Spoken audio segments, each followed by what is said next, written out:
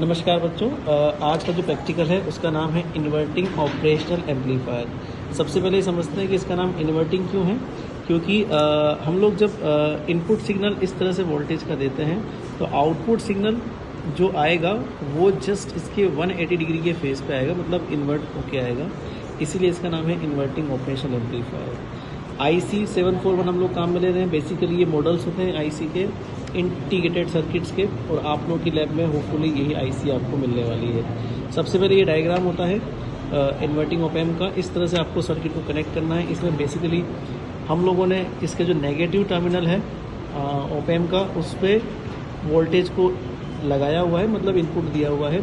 तो ये जो नेगेटिव पर आप लोगों ने ये इनपुट वोल्टेज लगाया हुआ है, इसलिए इसको इन्वर्टिंग बोलते हैं। हम इसके बाद करेंगे नॉन इन्वर्टिंग वाला प्रैक्टिकल। उसमें हम लोग इस वाले सर्किट पे जो है वोल्टेज को लगाएंगे। अब बहुत से बच्चे ये डाउट होता है कि सर आपने यहाँ भी ग्राउंडेड कर रखा है, यहाँ भी ग्राउंड कर रखा है। तो बेटा ग्राउंड तो देखो होगा, वरना वोल्टेज वर्क नहीं करेगी सही से। इसलिए वोल्टेज के साथ ग्राउंड है तो कोई दिक्कत नहीं है। हम ये बोल सकते हैं कि जो वोल्टेज है ये इन्वर्टिंग पर है, इसलिए इसको इन्वर्टिंग ऑप एम्प बोलेंगे। हाँ, अगर ये पॉजिटिव भी होगा तो ये नॉन इन्वर्टिंग कहलाएगा। ओके, RF जो है गेन को कम करने के लिए लगाते हैं, तो इसे क्लोज्ड लूप गेन में बहुत हेल्प मिलती है। तो क्लोज लूप गेन निकालने के लिए हमको फीडबैक रेजिस्टेंस तो लेना ही पड़ेगा, और एक फीडबैक सर्किट तो यहाँ पर हमको कनेक्ट करना पड़ेगा। तो ये circuit diagram as it is आपको यहाँ पर मिलेगा करने को। तो यहाँ पर आप देखोगे तो मैं स्टेप बाय स्टेप आपको समझाता हूँ कि मैंने इसको कैसे कनेक्ट किया हुआ है। ठीक है, सबसे पहले जैसे कि आप यहाँ पे देखोगे तो ये मैंने यहाँ पर यहाँ से शुरू करता हूँ। दिस इज़ द ग्राउंडेड, और ग्राउंडेड से हमने इनपुट वोल्टेज पर एक वायर लगाया हुआ है। नेगेटिव है ये, this is the negative terminal. तो ये जो ग्राउंडेड है और ये मेरा इनपुट है, देख लीजिए। और यहाँ से इस नेगेटिव से एक वायर जो है ये कनेक्ट किया हुआ है, कहाँ पर मैंने, ग्राउंडेड के ऊपर। So this is the grounded. ये देखो ये ग्राउंडेड है ना, तो कहीं पर भी कनेक्ट कर दो।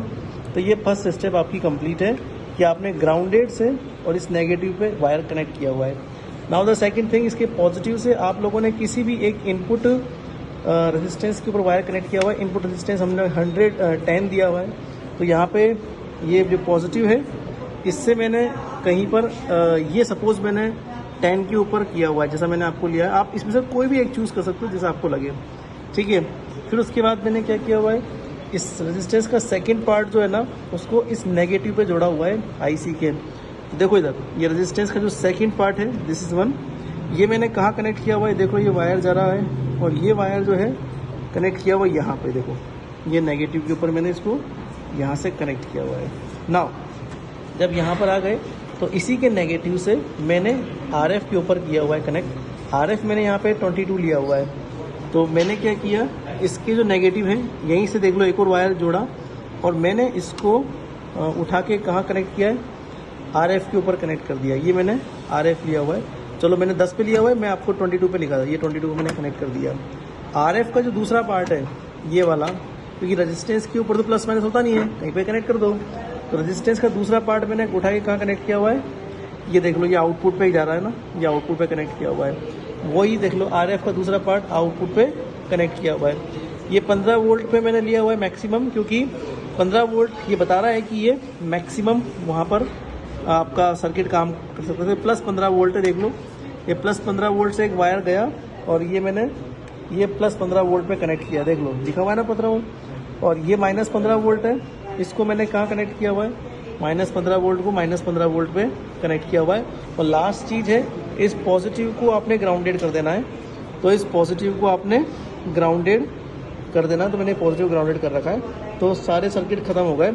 हाँ, बस एक बात याद रखना, आउटपुट भी ग्राउंडेड होगा। देखो वोल्टेज सही से तभी वर्क करती है जब वो ग्राउंडेड होती है, तो उसको भी ग्राउंडेड आपको करना है।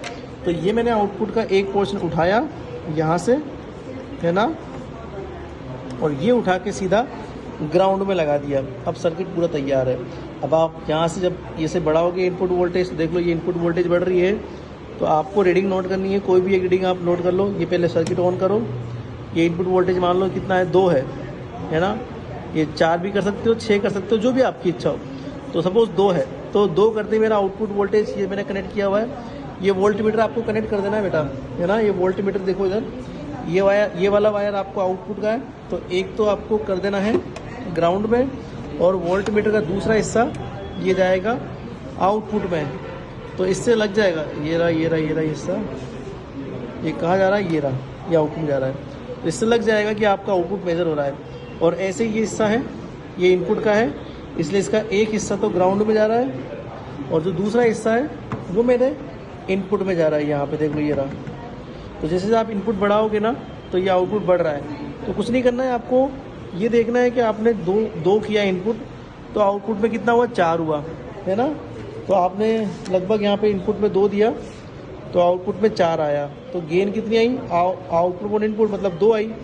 ये आपकी एक्सपेरिमेंटल गेन है। थ्योरेटिकल गेन अगर देखा जाए इस फॉर्मूले से, तो -22/10 लगभग 2.2। तो ये सारी रीडिंग्स आपको निकालनी है, 1 2 3 4 5 जो भी रीडिंग आपको निकालनी है, एवरेज लेना है, और थ्योरेटिकल आपको यहाँ से मिली जाएगी, कंपेयर कर लेना है, बस यही प्रैक्टिकल है। Thank you.